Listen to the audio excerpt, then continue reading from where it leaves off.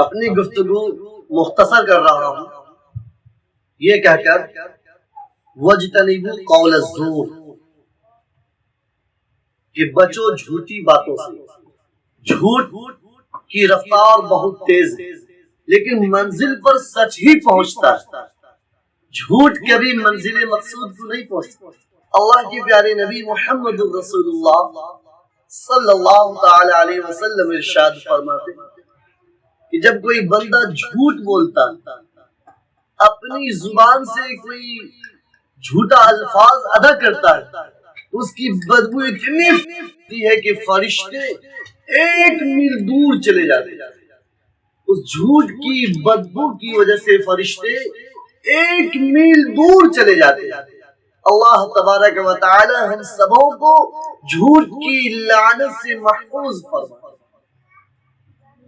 آپ کا ایک جھوٹ آپ کی ساری سچائیوں پر نشانیاں سوال کھڑا کرے گا، نشانیاں سوال لگا دے گا آپ کتنے بڑے سچے ہیں۔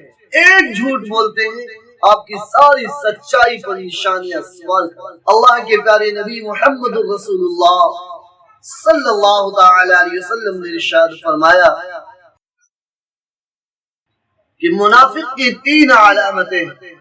منافق کہتے ہیں جو ایمان نہ رکھتے ہو، باطناً اور ظاہراً ایمان ظاہر کرتے ہو، محمد رسول اللہ کی مجلس میں آ کر کلمہ پڑھتے ہو اور جب اپنے دوست اور احباب سے ملتے ہو تو کہتے ہو کہ ہم تمہارے ساتھ، ہم محمد کے دین کو نہیں مانتے۔ اللہ کے پیارے نبی نے ارشاد فرمایا کہ منافق کی 3 علامت ہے کہ جب بات کرے گا تو جھوٹ بولے گا۔ اب ہم ایمان والے ہیں، اگر جھوٹ بولتے ہیں تو منافق کے راستے پر چل پڑے۔ اللہ کے پیارے نبی نے دوسرا جملہ ارشاد فرمایا کہ جب وعدہ کرے گا تو وعدہ خلافی کرے۔ اب ہمیں اپنے گریباں میں جھانکنا ہے، ٹٹولنا ہے، پرکھنا ہے کہ ہم کتنا وعدہ کو نبھاتے ہیں، ہم کتنا وعدہ کو پورا کرتے ہیں۔ المسلم اذا وعد وفا، کہ مسلمان وعدہ وفا کیا کرتا ہے، دھوکہ نہیں دیا کرتا، غداری نہیں کیا کرتا۔ ان باتوں کو دل کی ڈائری پر نوٹ کیجئے۔ اللہ کے پیارے نبی محمد رسول اللہ صلی اللہ تعالی علیہ وسلم نے ارشاد فرمایا، تیسری پہچان، تیسری شناخت، تیسری علامت بتلائی کہ جب اس کے پاس امانت رکھا جائے گا تو وہ خیانت کرے گا، بغیر اجازت کے اس کو خرچ کر ڈالے گا، بغیر اجازت کے اس کو استعمال کر لے گا، بغیر اجازت کے اس کو جہاں چاہے گا اپنے مصرف میں، اپنی ضروریات میں لگا لے گا، اور جب اس سے واپس مانگا جائے گا تو اس میں کہیں نہ کہیں کمی کر کے لوٹائے گا۔ یہ منافق کی علامت اور پہچان۔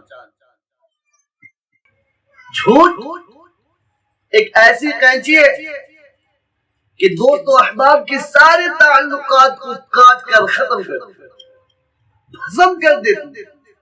اس لیے قول الزور واجتنبوا قول الزور، بچیے جھوٹی باتوں سے، جھوٹے الفاظ ادا کرنے سے بچیے۔ اللہ کے پیارے نبی محمد رسول اللہ صلی اللہ تعالی علیہ وسلم نے ارشاد فرمایا، بھائی آپ نے کیوں نہیں درود پڑھتے؟ پڑھیے صلی اللہ تعالی علیہ وسلم۔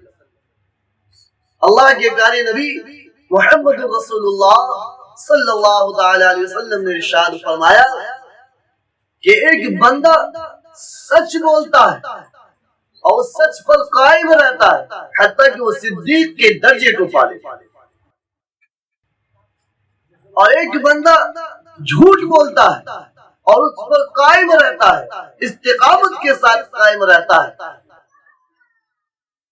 حتیٰ کہ اللہ کی بارگاہ میں اس کو جھوٹوں میں لکھ دیا جاتا ہے، شمار کر دیا جاتا ہے۔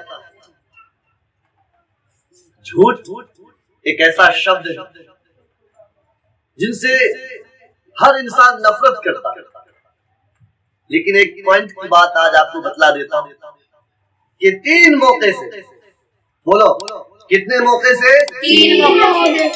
3 موقع سے جھوٹ بولنے کی اجازت ہے، جائز ہے۔ آپ کہیں گے بھائی جھوٹ بولنے کی بھی اجازت ہوتی ہے، جھوٹ بھی بولا جا سکتا ہے، تو یاد رکھیے ہاں وہ تین باتیں ہیں۔ نمبر 1 پر اپنی بیوی کو راضی کرنے کے لیے آپ یہاں پر کوئی حربہ استعمال کر سکتے ہیں۔ نمبر 2 پر لڑائی ہو رہی ہو، جنگ ہو رہا ہو، اس درمیان آپ جھوٹ بول کر غالب آ سکتے ہیں، دھوکہ دے کر آپ غالب آ سکتے ہیں۔ نمبر 3 پر دو مسلمانوں کے درمیان لڑائی ہو رہی ہو، اس کو صلح کرانے کے لیے، ان دونوں کو ملانے کے لیے کچھ آپ ایسا الفاظ استعمال کر سکتے ہیں جن سے دونوں کے درمیان صلح ہو جائے، دونوں آپس میں مل بیٹھے، دونوں کے دل مل جائے۔ اور ایک بات یاد رکھیے، جو ہمارے معاشرے میں بے دریغ ہوتا ہے، اس پر ذرا بھی اس کو لوگ گناہ تصور ہی نہیں کرتے، جھوٹ کو جھوٹ ہی نہیں سمجھتے۔ مثلا اپریل فول کے نام سے جھوٹ بولیں گے، مذاق کریں گے، یا کسی مجلس میں بیٹھے جھوٹی جھوٹی باتیں بنا کر پیش کر رہے ہیں، دوسروں کو ہنسا رہے ہیں، دوسرے مزے لے رہے ہیں۔ اور یاد رکھیے ہنسانے والے، اللہ کے نبی نے فرمایا جو ہنسانے کے لیے اللہ کے نبی کا پیارا جملہ ہے، ہنسانے کے لیے جھوٹ بولے، اللہ کے نبی نے 3 مرتبہ فرمایا ایسے شخص کے لیے ہلاکت۔ ہنسانے کے لیے جو شخص جھوٹ بولے ہلاکت، ہنسانے کے لیے جو شخص جھوٹ بولے ہلاکت۔ تو جھوٹ کی رفتار بہت تیز ہوتی ہے لیکن منزل تک نہیں پہنچتی۔